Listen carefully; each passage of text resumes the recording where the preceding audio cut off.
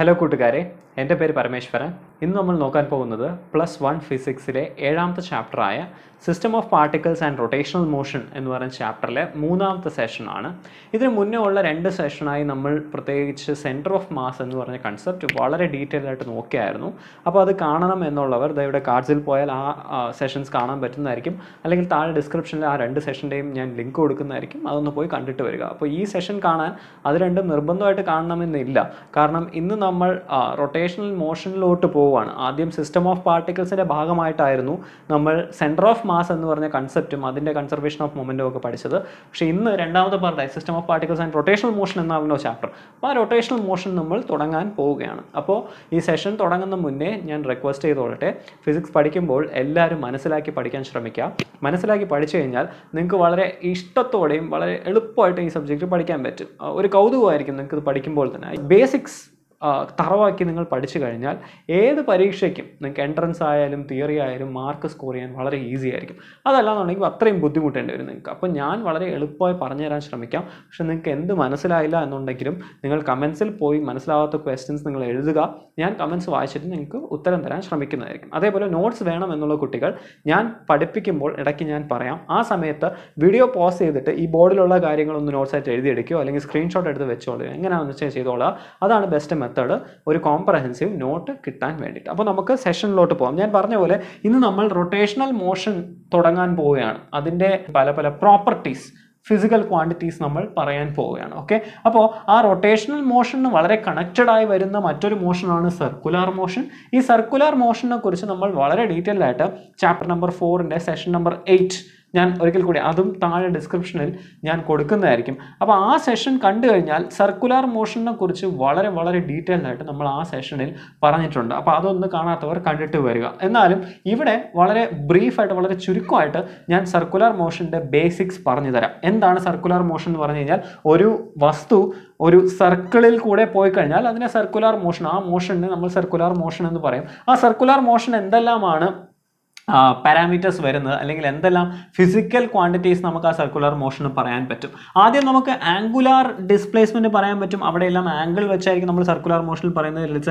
ഞാൻ പറയുകയാണെങ്കിൽ ഈ ഒരു സർക്കിളിലാണ് ഒരു വസ്തു പോയതെന്ന് വിചാരിക്കുക. ഒരു ഉറുമ്പാണ് എന്ന് വിചാരിച്ചോളാം. ആ ഉറുമ്പ് ഈ സർക്കിളിൽ കൂടെ നടക്കുന്നു. ഓക്കെ, അങ്ങനെയാണെങ്കിൽ ഇത് സെൻറ്ററാണ്, സെൻറ്റർ ഓഫ് ദി സർക്കിൾ. ആ സെൻറ്റർ ഓഫ് ദി സർക്കിളിൽ വെച്ച് എനിക്ക് ആംഗിൾ പറയാൻ പറ്റും. ഇപ്പോൾ ഉറുമ്പ് ഇവിടെ നിന്നും തുടങ്ങി ഇവിടെ വരെ എത്തി എന്ന് വിചാരിക്കാം. ഓക്കെ, അപ്പോൾ ഇത്രയും ആംഗിൾ ഉറുമ്പ് പോയി എന്ന് എനിക്ക് പറയാം. ആ ആംഗിളിനെ എനിക്ക് തീറ്റ എന്ന് പറയാം.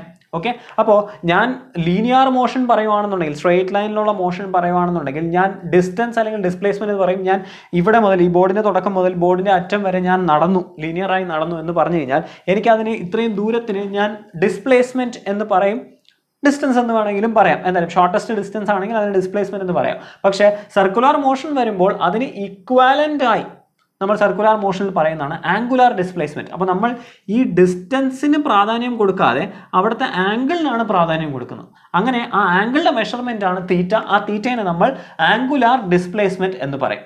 ഓക്കെ, അപ്പോൾ എന്തെല്ലാമാണോ പ്രോപ്പർട്ടീസ് നമ്മൾ ലീനിയർ മോഷൻ എന്ന് പറയുന്നത്, ആദ്യം ഡിസ്പ്ലേസ്മെന്റ് പറഞ്ഞു. ആ ഡിസ്പ്ലേസ്മെന്റിന് ഈക്വലൻ്റ് ആയി നമ്മളൊരു ആംഗുലാർ ഡിസ്പ്ലേസ്മെന്റ് നമ്മൾ പറഞ്ഞു. ഓക്കെ, അങ്ങനെയാണെങ്കിൽ ഈ ലീനിയർ മോഷന് നമ്മൾ വെലോസിറ്റി പറയുന്നു. എത്ര വേഗത്തിൽ നമ്മൾ പോയി, ഞാൻ നടന്നു എത്ര വേഗത്തിൽ നടന്നു എന്നുള്ള കാര്യം നമുക്ക് പറയാം. അപ്പോൾ ലീനിയർ മോഷനിൽ നമ്മൾ ലീനിയർ വെലോസിറ്റി പറയുവാണെന്നുണ്ടെങ്കിൽ ഇവിടെ സർക്കുലാർ മോഷൻ അല്ലെങ്കിൽ റൊട്ടേഷണൽ മോഷൻ രണ്ടിലും നമുക്ക് ആംഗുലാർ വെലോസിറ്റി പറയാൻ പറ്റും. അതാണ് നമ്മൾ നെക്സ്റ്റ് പറയാൻ പോകുന്ന ആംഗുലാർ വെലോസിറ്റി. ഓക്കെ, അപ്പോൾ ആംഗുലാർ ഡിസ്പ്ലേസ്മെന്റ് ഈ തീറ്റ നമ്മൾ പറഞ്ഞു. അപ്പോൾ angular displacement divide by time ആയിരിക്കും നമ്മൾ ആംഗുലാർ വെലോസിറ്റി എന്ന് പറയുന്നത്. ഇതിന്റെ എക്സ്പ്രഷൻ ആയിട്ട് എഴുതണം എന്നുണ്ടെങ്കിൽ നമുക്ക് പറയാം limit delta T tends to 0 delta theta divide by delta T അല്ലെങ്കിൽ D theta divided by D T എന്ന് വേണമെങ്കിൽ നമുക്ക് പറയാം. ഓക്കെ, തീറ്റയിനെ ടൈം വെച്ച് ഡിഫറൻഷിയേറ്റ് ചെയ്ത് കഴിഞ്ഞാൽ നമുക്ക് എന്താണോ കിട്ടുന്നത് അതിനെയാണ് നമ്മൾ ആംഗുലാർ വെലോസിറ്റി എന്ന് പറയുന്നത്. അതിനെക്കുറിച്ച് വളരെ ഡീറ്റെയിൽഡ് നമ്മൾ ഒരിക്കൽ കൂടി ആ സെഷനിൽ പറഞ്ഞിട്ടുണ്ട്. ഇനി അടുത്ത് ആംഗുലാർ വെലോസിറ്റി പറഞ്ഞു, ലീനിയർ വെലോസിറ്റിയുടെ ഇക്വാലൻ്റ് ആണെന്ന് പറഞ്ഞു. ഇനി ലീനിയർ മോഷനിൽ നമ്മൾ അടുത്ത കാര്യം പറയാൻ പോകുന്നത് ആക്സിലറേഷൻ, ത്വരണം എന്ന് നമ്മൾ മലയാളത്തിൽ പറയുന്നു. അതിൻ്റെ ഇക്വലൻ്റായി നമുക്ക് സർക്കുലർ മോഷനിൽ അല്ലെങ്കിൽ റൊട്ടേഷണൽ മോഷനിൽ, സർക്കുലർ മോഷനും റൊട്ടേഷണൽ മോഷനും 2 കാര്യങ്ങളാണ്. റൊട്ടേഷണൽ മോഷൻ എന്ന് പറഞ്ഞു കഴിഞ്ഞാൽ ഒരു പർട്ടിക്കുലർ ആക്സിസിൽ വെച്ച് ഒരു സാധനം കറങ്ങുന്നു. അതിന് നമ്മൾ റൊട്ടേഷണൽ മോഷൻ എന്ന് പറയും. ഇപ്പോൾ ഭൂമി കറങ്ങുന്നു, അതിന് നമ്മൾ റൊട്ടേഷണൽ മോഷൻ എന്ന് പറയും. സർക്കുലർ മോഷൻ എന്ന് പറഞ്ഞു കഴിഞ്ഞാൽ ഒരു സർക്കിളിൽ പോകുന്നു, അതിനാണ് സർക്കുലർ മോഷൻ എന്ന് പറയുന്നത്. രണ്ടിനും നമുക്ക് ഈ ലീനിയർ മോഷന്റെ ആക്സലറേഷൻ ഇക്വലന്റ് ആയി നമുക്ക് ആംഗുലാർ ആക്സലറേഷൻ പറയാം. ഒരിക്കൽ കൂടി ഈ ഉണ്ടായിരുന്ന angular velocity divided by time, mathematically നമുക്ക് അത് പറയണമെന്നുണ്ടെങ്കിൽ limit delta T tends to 0, ഒരിക്കൽ കൂടി ഡെൽറ്റ ഒമേഗ, ഈ പറഞ്ഞ angular velocity delta omega change in angular velocity divided by change in time എന്ന് പറയാം, അല്ലെങ്കിൽ D omega divided by D T എന്ന് പറയാം. ഈ ആംഗുലാർ വെലോസിറ്റിനെ ടൈം കൊണ്ട് ഡിഫറൻഷിയേറ്റ് ചെയ്താൽ എന്ത് കിട്ടുന്നോ അതിനെയാണ് നമ്മൾ ആംഗുലാർ ആക്സിലറേഷൻ എന്ന് പറയുന്നത്. നെക്സ്റ്റ്, ഈ ലീനിയർ വെലോസിറ്റിയും ആംഗുലാർ വെലോസിറ്റിയും തമ്മിൽ ബന്ധിപ്പിക്കുന്ന ഒരു ഇക്വേഷൻ നമ്മൾ ആ ചാപ്റ്ററിൽ പറഞ്ഞായിരുന്നു. എങ്ങനെയായിരിക്കും നമുക്ക് ഈ ഒമേഗ കിട്ടിക്കഴിഞ്ഞാൽ നമുക്ക് എങ്ങനെ ഈ വെലോസിറ്റി കണ്ടുപിടിക്കാൻ പറ്റും? അപ്പോൾ ഈ സർക്കിളിൽ കൂടെ പോവുകയാണെന്നുണ്ടെങ്കിലും ഇങ്ങനെ പോകുമ്പോൾ അതിനൊരു ലീനിയർ വെലോസിറ്റി ഉണ്ടാകും, അത് ഓടുന്നത്. ഇപ്പോൾ ഞാനാണ് ഒരു സർക്കിളിൽ ഓടുന്നതെന്ന് വിചാരിക്കുക, അപ്പോൾ എനിക്കൊരു വേഗത ഉണ്ടാവും, ഒരു ആംഗുലാർ വെലോസിറ്റി ഉണ്ടെങ്കിലും എനിക്കൊരു വേഗതയും ഉണ്ടാവും. അപ്പോൾ ആംഗുലാർ വെലോസിറ്റി തന്നു കഴിഞ്ഞാൽ എങ്ങനെയായിരിക്കും ആ വേഗത കണ്ടുപിടിക്കുന്നത്, ലീനിയർ വെലോസിറ്റി കണ്ടുപിടിക്കുന്നത് എന്നാണ് നെക്സ്റ്റ് നമ്മൾ നോക്കാൻ പോകുന്നത്. അതിന് നമുക്കറിയാം, നമ്മൾ ആ സെഷനിൽ പറഞ്ഞിട്ടുണ്ടായിരുന്നു V = R × ഒമേഗ എന്ന് നമ്മൾ പറഞ്ഞിട്ടുണ്ട്. അതിൽ R എന്ന് പറയുന്നത് ഇവിടെ ഉള്ള റേഡിയസ് ആണ്. ആ സർക്കിളിന്റെ റേഡിയസ് എത്രയാണോ ആ റേഡിയസിനെ ഒമേഗ കൊണ്ട് മൾട്ടിപ്ലൈ ചെയ്ത് കഴിഞ്ഞാൽ ആ വസ്തു പോകുന്ന ലീനിയർ വെലോസിറ്റി എനിക്ക് കിട്ടും. ഇത് എന്തുകൊണ്ടാണ് എന്നുള്ളത് നമ്മൾ ഒരിക്കൽ കൂടി ആ സെഷനിൽ വളരെ ഡീറ്റെയിൽ ആയിട്ട് പറഞ്ഞിട്ടുണ്ട്. ഒരു 27-28 മിനിറ്റ് ഉള്ള ഒരു സെഷനാണ്. അപ്പോൾ ഇപ്പോഴത്തേക്ക് ഇത്രയും ഓർത്താൽ മതി.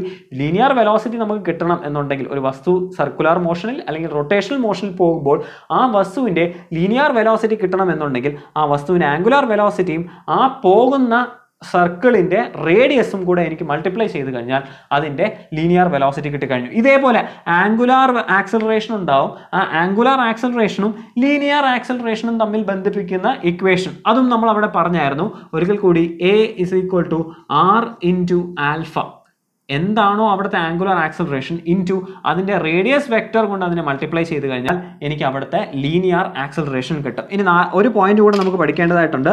Cross product of 2 vectors produces a third vector perpendicular to both the vectors. Cross product എന്താണ്? ഒരിക്കൽ കൂടി ഇത് ചാപ്റ്റർ നമ്പർ 4-ൽ നമ്മൾ വളരെ ഡീറ്റെയിൽ ആയിട്ട് ഡിസ്കസ് ചെയ്തിട്ടുണ്ട്. ഈ ചാപ്റ്റർ നമ്പർ 4 എന്ന് പറയുന്നത് അവിടെ നമ്മൾ മോഷൻ ഇൻ 2 ഡയമെൻഷനാണ് പഠിക്കുന്നത്. അപ്പോൾ അതിൽ വെക്ടേഴ്സ് എന്ന് പറഞ്ഞ കൺസെപ്റ്റ് ഇത് വളരെ ഇമ്പോർട്ടൻ്റ് ആണ്. +1 ആണെങ്കിലും +2 ആണെങ്കിലും ഈ വെക്ടേഴ്സ് എന്ന് പറഞ്ഞ കൺസെപ്റ്റ് നിങ്ങൾക്ക് ക്ലിയർ ആയി കഴിഞ്ഞാൽ ഒരുപാട് കാര്യങ്ങൾ ഈസി ആയിട്ട് നിങ്ങൾക്ക് മനസ്സിലാക്കാൻ പറ്റും. അപ്പോൾ അവിടെ നമ്മൾ ക്രോസ് പ്രോഡക്റ്റ് എന്ന് പറഞ്ഞ ഒരു കൺസെപ്റ്റും കൂടെ പറഞ്ഞായിരുന്നു. ഒരിക്കൽ കൂടി ആ സെഷൻ്റെയും ലിങ്ക് ഞാൻ താഴെ ഡിസ്ക്രിപ്ഷനിൽ കൊടുക്കുന്നതായിരിക്കും. അപ്പോൾ എന്താണ് ക്രോസ് പ്രോഡക്റ്റ് എന്ന് പറഞ്ഞു കഴിഞ്ഞാൽ നമുക്ക് എപ്പോഴും അറിയാം, രണ്ട് സാധനങ്ങൾ സ്കെയിലർ ആയിട്ട് മൾട്ടിപ്ലൈ ചെയ്യണമെന്നുണ്ടെങ്കിൽ എനിക്ക് ഡയറക്റ്റ് പറയും. ഇപ്പോൾ ഫോർ എക്സാമ്പിൾ ഞാൻ പറയുവാണ്, 2 ഫിസിക്കൽ ക്വാണ്ടിറ്റി ഞാൻ മൾട്ടിപ്ലൈ ചെയ്യണം. അപ്പോൾ എനിക്ക് 2 × 5 2 സ്കെയിലർ ഉണ്ടെങ്കിൽ എനിക്ക് ഡയറക്റ്റ്ലി 2 × 5 = 10 എന്ന് എനിക്ക് എഴുതാം. ഓക്കെ, പക്ഷേ അതേസമയം എനിക്ക് 2 വെക്ടേഴ്സ് ഉണ്ട് എന്ന് വിചാരിക്കാം, ഫോഴ്സ് വെക്ടറും ഡിസ്റ്റൻസ് വെക്ടർ. ഓക്കെ, ഫോഴ്സ് ഒരു വെക്ടറാണ്, ഡിസ്റ്റൻസ് ഒരു വെക്ടറാണ്. ഈ 2 വെക്ടർ ഉണ്ടെങ്കിൽ എനിക്കിതിനെ ഡയറക്റ്റ്ലി മൾട്ടിപ്ലൈ ചെയ്യാൻ പറ്റത്തില്ല. കാരണം ഇതിന് വെക്ടേഴ്സിന് എപ്പോഴും ഒരു മാഗ്നിറ്റ്യൂഡും ഉണ്ടാവും, ഒരു ഡയറക്ഷനും ഉണ്ടാവും. അപ്പോൾ ഇത് രണ്ടിനെയും എനിക്ക് ഡയറക്റ്റ്ലി മൾട്ടിപ്ലൈ ചെയ്യാൻ പറ്റത്തില്ല. അപ്പോൾ അവിടെ നമ്മൾ ഉപയോഗിക്കുന്ന 2 ഓപ്പറേഷനാണ്, ഒന്ന് ഡോട്ട് പ്രോഡക്റ്റും ഒന്ന് ക്രോസ് പ്രോഡക്റ്റും. ഓക്കെ, ഈ രണ്ടിനെയും കുറിച്ച് നമ്മൾ ആ സെഷനിൽ ആ ചാപ്റ്ററിൽ നമ്മൾ വളരെ ഡീറ്റെയിൽ ആയിട്ട് പറഞ്ഞിട്ടുണ്ട്. അപ്പോൾ ഇവിടെ ക്രോസ് പ്രോഡക്റ്റിനെ വളരെ ബ്രീഫ് ആയിട്ടുള്ള ഒരു കാര്യം മാത്രം പറഞ്ഞുതരാം. 2 ക്വാണ്ടിറ്റീസ് തമ്മിൽ നമ്മൾ ക്രോസ് പ്രോഡക്റ്റ് ആണ് ചെയ്യുന്നത് എന്നുണ്ടെങ്കിൽ ആ കിട്ടുന്ന റിസൾട്ട്, അത് ചെയ്ത് കഴിഞ്ഞിട്ട് കിട്ടുന്ന റിസൾട്ട് ഒരു വെക്റ്റർ ആയിരിക്കും. ഓക്കെ, ആ വെക്റ്റർ എങ്ങനെയായിരിക്കും ഇരിക്കുന്നത്? ഇപ്പോൾ ലെറ്റ്സ് സേ ഞാൻ പറയുവാണ്, ആദ്യത്തെ വെക്റ്റർ ഞാൻ ഈ പറഞ്ഞ പോലെ തന്നെ ഫോഴ്സും ഡിസ്പ്ലേസ്മെന്റ് ആണെന്ന് വിചാരിക്കാം. ഫോഴ്സ് വെക്ടർ ഇങ്ങനെ ഇരിക്കുന്നു, ഡിസ്പ്ലേസ്മെന്റ് വെക്ടർ ഇങ്ങനെ ഇരിക്കുന്നു എന്ന് വിചാരിക്കാം. ഓക്കെ, അപ്പോൾ ഈ 2 വെക്ടേഴ്സ് തമ്മിൽ ഞാൻ മൾട്ടിപ്ലൈ ചെയ്ത് കഴിഞ്ഞാൽ, ഈ 2 വെക്ടേഴ്സ് ആണ് ഞാൻ മൾട്ടിപ്ലൈ ചെയ്യുന്നത് എന്ന് വിചാരിക്കാം. അങ്ങനെയാണെങ്കിൽ എനിക്ക് കിട്ടുന്ന റിസൾട്ട് മറ്റൊരു വെക്ടർ ആയിരിക്കും, ഈ മൂന്നാമത്തെ വെക്ടർ ആയിരിക്കും. അതെങ്ങനെയാണ് ഇരിക്കുന്നത്? ഈ 2 വെക്ടറിനും പെർപെൻഡിക്കുലർ ആയിട്ടായിരിക്കും ഇരിക്കുന്നത്. ഈ 2 വെക്ടർ എടുത്തു കഴിഞ്ഞാലും പെർപെൻഡിക്കുലർ ആയിരിക്കും, ഈ 2 വെക്ടർ എടുത്തു കഴിഞ്ഞാലും പെർപെൻഡിക്കുലർ ആയിരിക്കും. അങ്ങനെ ആയിരിക്കും ഇതിരിക്കുന്നത്. അപ്പോൾ 2 വെക്ടേഴ്സ് മൾട്ടിപ്ലൈ ചെയ്യുന്നു, ക്രോസ് പ്രോഡക്റ്റ് ആണ് ചെയ്യുന്നുണ്ടെങ്കിൽ കിട്ടുന്ന മൂന്നാമത്തത് ഒരു വെക്ടർ ആയിരിക്കും. ആ വെക്ടർ ഈ 2 വെക്ടറിനും പെർപെൻഡിക്കുലർ ആയിട്ടായിരിക്കും ഇരിക്കുന്നത്. ഇതും കൂടെ നമ്മൾ ഓർക്കേണ്ടത് വളരെ ഇമ്പോർട്ടൻ്റ് ആണ്. അപ്പോൾ ഈ പറഞ്ഞ 5 കാര്യങ്ങൾ നമ്മൾ ചാപ്റ്റർ നമ്പർ 4-ൽ വളരെ ഡീറ്റെയിൽ ആയി ഒരിക്കൽ കൂടി നമ്മൾ ഡിസ്കസ് ചെയ്തിട്ടുണ്ട്. അത് കാണണമെന്നുള്ളവർ ഒരിക്കൽ കൂടി ലിങ്കിൽ പോയി കഴിഞ്ഞാൽ ഇതിനൊക്കെ എങ്ങനെയാണ്, എന്തുകൊണ്ടാണ് എന്നുള്ള കാര്യങ്ങളെല്ലാം നമ്മൾ അവിടെ പറഞ്ഞിട്ടുണ്ട്. അപ്പോൾ ഇവിടെ നമ്മൾ ഇത്രയും കാര്യങ്ങളാണ് പറഞ്ഞത്. ആദ്യം നമ്മൾ ലീനിയർ ഡിസ്പ്ലേസ്മെന്റിന് ഈക്വലൻ്റ് ആയി സർക്കുലർ മോഷനിൽ അല്ലെങ്കിൽ റൊട്ടേഷണൽ മോഷനിൽ വരുന്ന കാര്യം ആംഗുലാർ ഡിസ്പ്ലേസ്മെന്റ്, അതിനെക്കുറിച്ച് പറഞ്ഞു. ലീനിയർ വെലോസിറ്റിക്ക് ഇക്വലൻ്റ് ആയി വരുന്ന ആംഗുലാർ വെലോസിറ്റി അതിൻ്റെ കാര്യം പറഞ്ഞായിരുന്നു.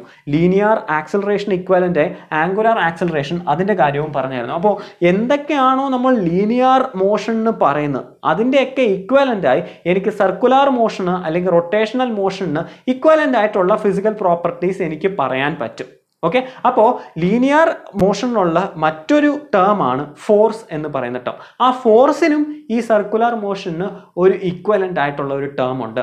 ആ ടേം ആണ് നമ്മൾ നെക്സ്റ്റ് പഠിക്കാൻ പോകുന്നത്, ടോർക്ക്.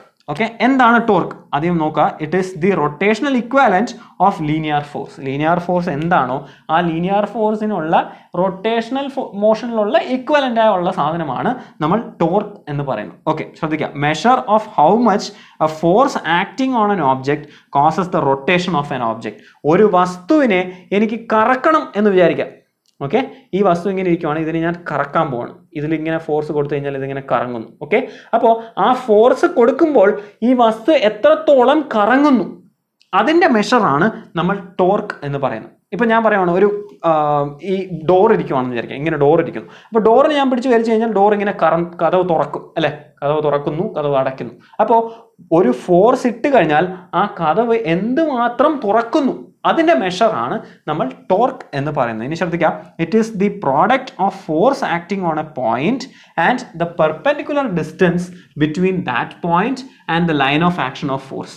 എവിടെയാണോ ഫോഴ്സ് ആക്ട് ചെയ്യുന്നത്, ഓക്കെ, ആ പോയിന്റിൽ നിന്നും അതിൻ്റെ ഒറിജിൻ പോയിന്റ്, ഈ ഇപ്പോൾ ഡോർ ആണെന്ന് വിചാരിക്കാം. ഈ ഡോറിൽ ഞാൻ ഒരു പോയിന്റിൽ ഫോഴ്സ് ആക്ട് ചെയ്തു. അപ്പം ഇവിടെയാണ് ഞാൻ ഫോഴ്സ് ആക്ട് ചെയ്തതെന്ന് വിചാരിക്കാം. അപ്പോൾ ഈ പോയിന്റും ഇത് ആക്ട് ചെയ്യുന്ന ഒരു ആക്സിസ് ഉണ്ടാവും. ഏത് ആക്സിസിൽ വെച്ചാണ് ഇത് തുറക്കുന്ന അടയ്ക്കുന്നത്, അത് തമ്മിലുള്ള പെർപെൻഡിക്കുലർ ഡിസ്റ്റൻസിൻ്റെ പ്രോഡക്റ്റ് ആയിരിക്കും. ആ ഫോഴ്സും ആ പെർപെൻഡിക്കുലർ ഡിസ്റ്റൻസിൻ്റെയും പ്രോഡക്റ്റ് ആയിരിക്കും ടോർക്ക് എന്ന് പറയുന്നത്. ഇത് നമുക്ക് വളരെ ഡീറ്റെയിൽ ആയിട്ട് എങ്ങനെയാണ് ഇത് കാൽക്കുലേറ്റ് ചെയ്യുന്നത് എന്നുള്ളത് നോക്കുമ്പോൾ നിങ്ങൾക്ക് മനസ്സിലാവും. അതിന് മുന്നേ നമുക്ക് ഇതിൻ്റെ എക്സ്പ്രഷൻ ഒന്ന് എഴുതി നോക്കാം. ടോർക്ക് എന്ന് പറയുന്നത് ഫോഴ്സ് ഇൻറ്റു പെർപെൻഡിക്കുലർ ഡിസ്റ്റൻസ് ആണ് എന്നാണ് പറഞ്ഞത്. ഈ പെർപെൻഡിക്കുലർ ഡിസ്റ്റൻസ് എന്താണെന്ന് ഞാൻ ഈ എക്സാമ്പിൾ പറയുമ്പോൾ നിങ്ങൾക്ക് വളരെ ക്ലിയർ ആയി മനസ്സിലാവും. ഓക്കെ, അപ്പോൾ ഇപ്പോൾ ഇത്രയും ഓർക്കുക. ടോർക്ക് എന്ന് പറയുന്നത് ഫോഴ്സ് ഇൻറ്റു പെർപെൻഡിക്കുലർ ഡിസ്റ്റൻസ് ആണ്. എന്തൊക്കെയാണ് നമ്മൾ ടോർക്കിനെ കുറിച്ച് പറഞ്ഞത്? ആദ്യം നമ്മൾ പറഞ്ഞു അത് റൊട്ടേഷണൽ ഇക്വാലൻ്റ് ആണ്. ലീനിയർ മോഷനിലുള്ള ഫോഴ്സിന് റൊട്ടേഷണൽ ഇക്വാലൻ്റ് ആണ് ടോർക്ക് എന്ന് പറയുന്നത്. എന്താണ് ടോർക്ക് എന്ന് പറയുന്നത്? എത്രത്തോളം ഒരു ഓബ്ജക്റ്റിനെ എനിക്ക് ഫോഴ്സ് ഇട്ട് കറക്കാൻ പറ്റുന്നു അതിൻ്റെ മെഷറാണ് നമ്മൾ ടോർക്ക് എന്ന് പറയുന്നത്. അതെങ്ങനെ കണ്ടുപിടിക്കും? ഫോഴ്സ് ഇൻറ്റു പെർപെൻഡിക്കുലർ ഡിസ്റ്റൻസ് ചെയ്ത് കഴിഞ്ഞാൽ എനിക്ക് ടോർക്ക് കിട്ടും. എന്താണ് ആ പെർപെൻഡിക്കുലർ ഡിസ്റ്റൻസ് എന്ന് നമുക്ക് നോക്കാം. ശ്രദ്ധിക്കുക. Consider a rod which is free to rotate about an axis O. Let the force acting on one end P of the rod to rotate it. Okay, then എന്താണ് നമ്മൾ നോക്കുന്നത്? ഒരു റോഡുണ്ട്. ഓക്കെ, ഒരു കമ്പിയാണെന്ന് വിചാരിക്കാം. ഓക്കെ, ആ കമ്പിനെ O എന്ന് പറഞ്ഞ പോയിന്റിൽ നിന്നും അതിന് കറങ്ങാൻ സ്വാതന്ത്ര്യമുണ്ട്. ഓക്കെ, അപ്പോൾ അങ്ങനെയാണെന്നുണ്ടെങ്കിൽ നമുക്കറിയാം എന്താണ് ടോർക്കിന്റെ ഇക്വേഷൻ എന്ന് പറയുന്നത്? ആ ഇട്ട ഫോഴ്സ് ഇൻറ്റു അവിടെ ഉള്ള പെർപെൻഡിക്കുലർ ഡിസ്റ്റൻസ് ആണ് അവിടുത്തെ ടോർക്ക് എന്ന് പറയുന്നത്. ഓക്കെ, അപ്പോൾ ലെറ്റ് എഫ് ഫോഴ്സ്, എഫ് എന്ന് പറഞ്ഞ ഒരു ഫോഴ്സ് ആക്ട് ചെയ്യുന്നുണ്ട്. ആ ഫോഴ്സ് ആക്ട് ചെയ്യുന്നത് P എന്ന് പറഞ്ഞ സ്ഥലത്ത് നിന്നാണ്, പോയിന്റിൽ നിന്നാണ്. ഓക്കെ, അങ്ങനെയാണെങ്കിൽ ടോർക്ക് നമുക്ക് കണ്ടുപിടിക്കണം. ടോർക്ക് നമുക്ക് ഒരിക്കൽ കൂടി അറിയാം. ശ്രദ്ധിക്കുക, ഈ എഫിനെ നമ്മൾ എക്സ്റ്റെൻഡ് ചെയ്യുക. ഓക്കെ, എന്നിട്ട് O എന്ന് പറഞ്ഞ ഏത് ഹിഞ്ചിൽ നിന്നാണോ അത് ആക്ട് ചെയ്യുന്നത് അല്ലെങ്കിൽ ഏത് ആക്സിസിൽ നിന്നാണോ ആ കറക്കം സംഭവിക്കുന്നത് അവിടെ നിന്നും ഒരു പെർപെൻഡിക്കുലർ വരയ്ക്കാം. ഇതാണ് എൻ്റെ പെർപെൻഡിക്കുലർ ഡിസ്റ്റൻസ്, ഈ D എന്ന് പറഞ്ഞ ഡിസ്റ്റൻസ്. ഓക്കെ, അല്ലെങ്കിൽ ഒരിക്കൽ കൂടി ഫോഴ്സിൻ്റെ പെർപെൻഡിക്കുലർ ഡിസ്റ്റൻസ് എഫ് ആണ് ഇവിടുത്തെ ഫോഴ്സ് ഇൻറ്റു എനിക്ക് ചെയ്യേണ്ടത് ON ആണ് അല്ലെങ്കിൽ D ആണ്. ഓക്കെ, എഫ് ഇൻറ്റു ON ആണ് എനിക്ക് കിട്ടേണ്ടത്. ഓക്കെ, അപ്പോൾ പെർപെൻഡിക്കുലർ ഡിസ്റ്റൻസ് എന്ന് പറഞ്ഞു കഴിഞ്ഞാൽ മനസ്സിലാക്കേണ്ട എങ്ങനെയെന്ന് പറഞ്ഞു കഴിഞ്ഞാൽ ആദ്യം നമ്മൾ ആ ഫോഴ്സ് വരച്ചു. ആ ഫോഴ്സിനെ നമ്മൾ എക്സ്റ്റെൻഡ് ചെയ്യും. ഒന്നെങ്കിൽ ചിലപ്പോൾ അങ്ങോട്ടായിരിക്കും ചിലപ്പോൾ എക്സ്റ്റെൻഡ് ചെയ്യുന്നത് വരുന്നത്, ചിലപ്പോൾ ഇങ്ങോട്ടായിരിക്കും എക്സ്റ്റെൻഡ് ചെയ്യുന്നത്. എങ്ങനെയാണെങ്കിലും അതിനെ എക്സ്റ്റെൻഡ് ചെയ്തിട്ട് ഏതാണോ ഒറിജിൻ പോയിന്റ് അല്ലെങ്കിൽ ഏത് പോയിന്റിൽ വെച്ചാണോ ആ കറക്കം സംഭവിക്കുന്നത് അവിടെ നിന്നും നമ്മൾ ഒരു പെർപെൻഡിക്കുലർ ഡിസ്റ്റൻസ് വരയ്ക്കും. ഓക്കെ, ഇതുകൊണ്ടാണ് നമ്മൾ പറയുന്നത്. ശ്രദ്ധിക്കുക, ടോർക്ക് എപ്പോഴും നമ്മൾ പറഞ്ഞല്ലോ, ടോർക്ക് എന്ന് പറയുന്നത് ഫോഴ്സ് ഇൻറ്റു പെർപെൻഡിക്കുലർ ഡിസ്റ്റൻസ് ആണെന്ന് പറഞ്ഞു. ഒരു കതവ് ഇങ്ങനെ ഇരിക്കുവാണെന്ന് വിചാരിക്കാം. ഓക്കെ, ഈ കതവിനെ ഇതാണ് അതിൻ്റെ ഹിഞ്ച്, ഇതിൽ വെച്ച് ഈ ഒരു പോയിന്റിൽ വെച്ചാണ് അത് കറങ്ങുന്നത്. ഓക്കെ, കതവ് ഇങ്ങനെ പകുതി തുറന്നിരിക്കുവാണെന്ന് വിചാരിക്കാം. ദൂരെ നിന്നും നിങ്ങൾ കതവിനെ തള്ളിക്കഴിഞ്ഞാൽ അത് പെട്ടെന്ന് ചെറുതായിട്ടൊന്ന് തള്ളിയാൽ മതി, അത് പെട്ടെന്ന് പോയി അടയും. എന്തുകൊണ്ടാണ്? ഞാൻ ദൂരെ നിന്നും അപ്ലൈ ചെയ്യുമ്പോൾ, അതായത് ഈ ഹിഞ്ചിൽ നിന്നും ദൂരെ പോകുമ്പോൾ പെർപെൻഡിക്കുലർ ഡിസ്റ്റൻസ് കൂടുതലാണ്. ഓക്കെ, അപ്പോൾ പെർപെൻഡിക്കുലർ ഡിസ്റ്റൻസ് കൂടുമ്പോൾ ഫോഴ്സ് എത്രയാണോ ആ ഫോഴ്സ് വെച്ച് എനിക്ക് ടോർക്ക് കൂടുതൽ ഉണ്ടാക്കാൻ പറ്റും. കാരണം ഫോഴ്സ് ഒരു കോൺസ്റ്റന്റ് ആണെന്ന് വിചാരിക്കുക, ഞാനൊരു 5 ന്യൂട്ടൺ ഫോഴ്സ് ആണ് ഇട്ടതെന്ന് വിചാരിക്കുക. അടുത്താണ് ഇട്ടത് എന്നുണ്ടെങ്കിൽ ഇത്രയും 1 മീറ്റർ ആണെന്ന് വിചാരിക്കുക. അപ്പോൾ 1 മീറ്ററിലാണ് ഞാൻ ഇട്ടതെന്നുണ്ടെങ്കിൽ എൻ്റെ ഫോഴ്സ് 5 ന്യൂട്ടൺ ആണെന്നുണ്ടെങ്കിൽ എനിക്ക് 5 × 1 അത്ര ടോർക്കേ കിട്ടത്തുള്ളൂ. ഓക്കെ, പക്ഷേ ഞാൻ ദൂരെ നിന്നാണ് ഞാൻ ഇട്ടത് എന്നുണ്ടെങ്കിൽ 2 മീറ്ററിലാണ് ഞാൻ അപ്ലൈ ചെയ്തതെന്ന് വിചാരിക്കുക. അപ്പോൾ ടോർക്ക് എത്രയായി? ഞാൻ 5 ന്യൂട്ടൺ ഫോഴ്സ് ഇട്ടു, പെർപെൻഡിക്കുലർ ഡിസ്റ്റൻസ് കൂടി, അപ്പോൾ എനിക്ക് 10 ന്യൂട്ടൺ മീറ്റർ ടോർക്ക് ഉണ്ടാക്കാൻ പറ്റും. ഓക്കെ, അതുകൊണ്ടാണ് പറയുന്നത് നമ്മൾ ഡോറിൻ്റെ ഇപ്പുറത്തെ ഈ ഹിഞ്ച് ഇതാണെന്ന് വിചാരിക്കുക. അപ്പോൾ ഇവിടെ നിന്ന് നമ്മൾ ഡോറിനെ തള്ളിക്കഴിഞ്ഞാൽ നമുക്ക് ഭയങ്കര പാടാണ്, നമുക്ക് കൂടുതൽ ഫോഴ്സ് അപ്ലൈ ചെയ്യേണ്ടി വരുന്നു. ദൂരെ നിന്ന് കഴിഞ്ഞാൽ നമുക്ക് കുറച്ച് ഫോഴ്സ് അപ്ലൈ ചെയ്താൽ മതി. ഒരു ഡോറിൻ്റെ ടോർക്ക് കോൺസ്റ്റന്റ് ആയിരിക്കും. അപ്പോൾ ആ ടോർക്ക് അത്രയും എത്തിക്കണം എന്നുണ്ടെങ്കിൽ ലെറ്റ്സ് സേ ആ ഡോർ തുറക്കാൻ 10 ന്യൂട്ടൺ മീറ്റർ ആണ് ടോർക്ക് വേണ്ടതെന്ന് വിചാരിക്കാം. ഓക്കെ, അപ്പോൾ 10 ന്യൂട്ടൺ മീറ്റർ എന്ന് പറയുന്നത് 10 എത്തിക്കണം എന്നുണ്ടെങ്കിൽ നമുക്ക് 5 ന്യൂട്ടൺ ഫോഴ്സ് അപ്ലൈ ചെയ്ത് 2 മീറ്റർ അപ്ലൈ ചെയ്യാം. ദൂരെ ആയിരിക്കുമ്പോൾ 2 മീറ്ററിലാണ് അപ്ലൈ ചെയ്തതെങ്കിൽ എനിക്ക് 5 ന്യൂട്ടൺ ഫോഴ്സ് മതി. പക്ഷേ അടുത്ത് വന്നു കഴിഞ്ഞാൽ, അതായത് ഈ ഡിസ്റ്റൻസ് കുറഞ്ഞു എന്ന് വിചാരിക്കാം, 1 മീറ്റർ ആയി എന്ന് വിചാരിക്കാം. അങ്ങനെയാണെങ്കിൽ എനിക്ക് 10 ന്യൂട്ടൺ മീറ്റർ ടോർക്ക് എത്തണമെന്നുണ്ടെങ്കിൽ എനിക്ക് ഫോഴ്സ് എത്ര ഇടണം? 10 ന്യൂട്ടൺ ഉണ്ടാവും. അതുകൊണ്ടാണ് ഡോറിൽ ദൂരെ പോകുമ്പോൾ നിങ്ങൾക്ക് എളുപ്പം തള്ളി അടയ്ക്കാൻ പറ്റും, അടുത്ത് വന്നു കഴിഞ്ഞാൽ തള്ളി അടയ്ക്കാൻ ബുദ്ധിമുട്ടായിരിക്കും. ഓക്കെ, അപ്പോൾ എപ്പോഴും ഓർക്കുക എങ്ങനെയാണ് അതിൻ്റെ പെർപെൻഡിക്കുലർ ഡിസ്റ്റൻസ് കണ്ടുപിടിക്കേണ്ടത്. ആ ഫോഴ്സ് ഉണ്ട്, ഫോഴ്സിനെ നമ്മൾ നീട്ടി വലിച്ചു വിടുക, എന്നിട്ട് ആ ഏത് പോയിന്റിൽ നിന്നാണോ ആക്ട് ചെയ്യുന്ന ഏത് പോയിന്റിൽ നിന്നാണോ റൊട്ടേഷൻ സംഭവിക്കുന്നത് അല്ലെങ്കിൽ സർക്കുലർ മോഷൻ സംഭവിക്കുന്നത് അതിൽ നിന്നും ഒരു പെർപെൻഡിക്കുലർ വരയ്ക്കുക. അതാണ് എനിക്ക് കിട്ടേണ്ട പെർപെൻഡിക്കുലർ ഡിസ്റ്റൻസ്. ഇനി ശ്രദ്ധിക്കാം, ഈ ട്രയാങ്കിളിൽ നിന്നും ഫ്രം ട്രയാങ്കിൾ ഞാൻ പറയണം ONP-യിൽ നിന്നും എനിക്ക് എന്ത് എഴുതാൻ പറ്റും? എപ്പോഴും ശ്രദ്ധിക്കാം, നമുക്ക് ഇതൊരു റൈറ്റ് ആംഗിൾ ട്രയാങ്കിൾ ആണ്. ആംഗിൾ N എന്ന് പറയുന്നത് 90 ഡിഗ്രീസ് ആണ്. അങ്ങനെയാണെങ്കിൽ എനിക്ക് എന്ത് എഴുതാൻ പറ്റും? ഇതിൽ എനിക്ക് സൈൻ തീറ്റ എഴുതി കഴിഞ്ഞാൽ എങ്ങനെയായിരിക്കും കിട്ടുന്നത്? ഇതാണ് തീറ്റ എന്ന് പറയാം. അപ്പോൾ എനിക്ക് സൈൻ തീറ്റ എന്ന് പറയുന്നത് ഓപ്പോസിറ്റ് സൈഡ് ബൈ ഹൈപ്പോട്ടന്യൂസ് ആണ്. അപ്പോൾ ഈ തീറ്റയ്ക്ക് ഓപ്പോസിറ്റ് സൈഡ്, അതായത് ON ഡിവൈഡഡ് ബൈ OP ആയിരിക്കും. ഹൈപ്പോട്ടന്യൂസ് എന്ന് പറയുന്നത് OP ആണ്. അതായത് D ഡിവൈഡഡ് ബൈ R ആയിരിക്കും. ഈ D ഡിവൈഡഡ് ബൈ ഇവിടെ ഉള്ള R, ആ ഡിസ്റ്റൻസ് OP-നെ ഞാൻ R എന്ന് എടുത്തു കഴിഞ്ഞാൽ D ഡിവൈഡഡ് ബൈ R എന്ന് എനിക്ക് പറയാം. അങ്ങനെയാണെങ്കിൽ എനിക്ക് D-നെ എങ്ങനെ എഴുതാൻ പറ്റും? D is equal to R sin തീറ്റ എന്ന് എഴുതാൻ പറ്റും.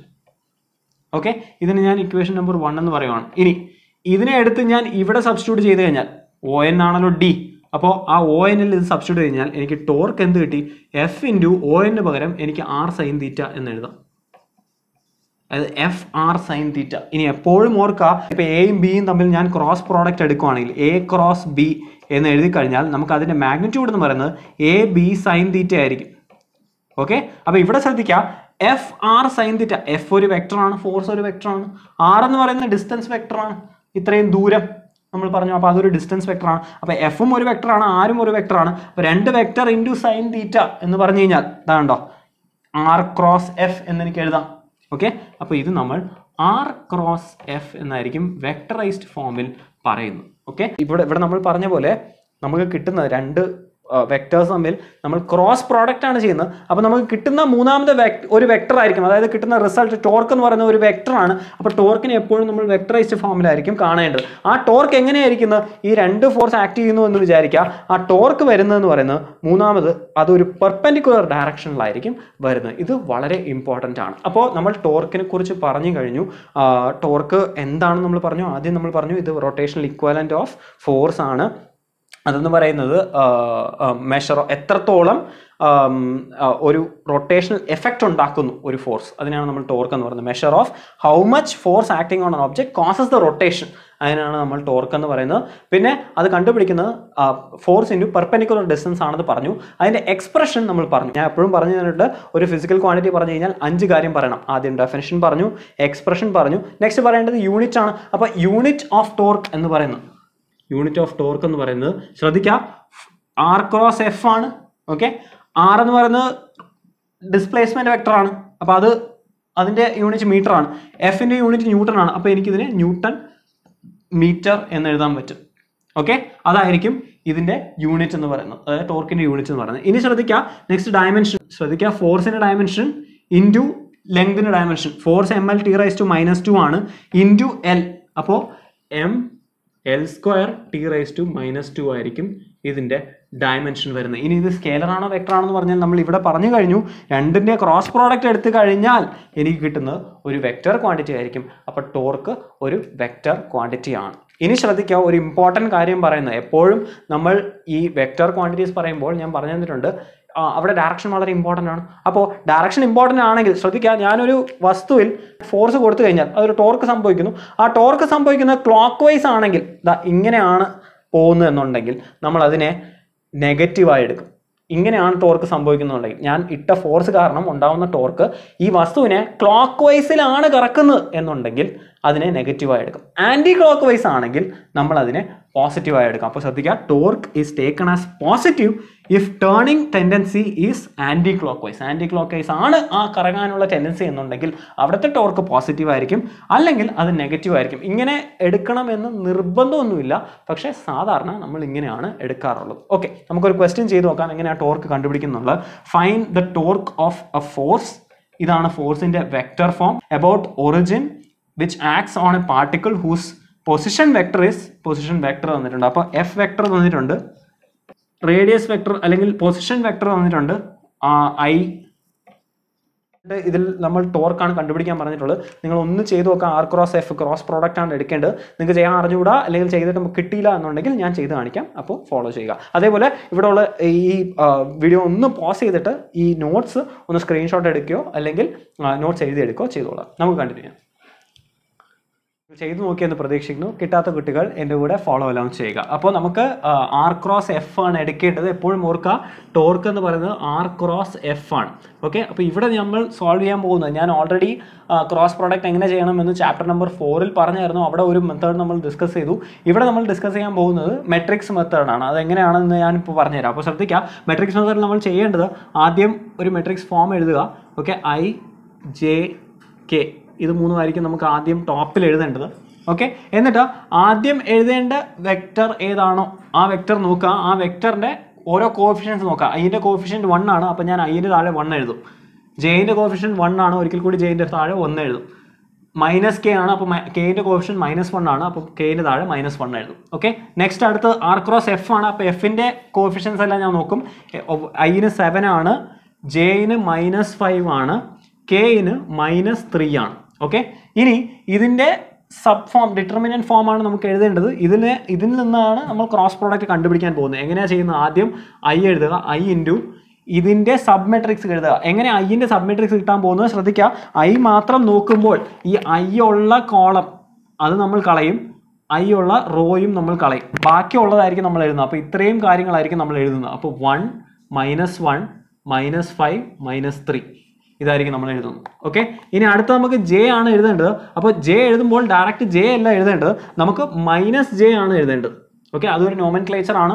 ഓരോന്ന് വരുമ്പോൾ പ്ലസ് മൈനസ് എന്നായിരിക്കും നമ്മൾ എഴുതി പോകുന്നത്. അപ്പോൾ ഐ എഴുതി കഴിഞ്ഞാൽ അടുത്ത ജെ ഡിറ്റർമിനന്റ് എഴുതുന്ന മുന്നേ നമ്മൾ -j ആണ് എഴുതുന്നത്. ഇനി ജെ വരുമ്പോൾ ജെയിൻ്റെ റോയിലുള്ള എല്ലാം കളയുക, ജെയിൻ്റെ കോളമിലുള്ള എല്ലാം കളയുക. അപ്പോൾ ബാക്കിയുള്ളതാണ്, അതായത് ഈ 1 -1 7 -3 ആയിരിക്കും നമുക്ക് കിട്ടുന്നത്. അപ്പോൾ നമ്മുടെ കിട്ടുന്നത് 1 -1 താഴെ 7 -3.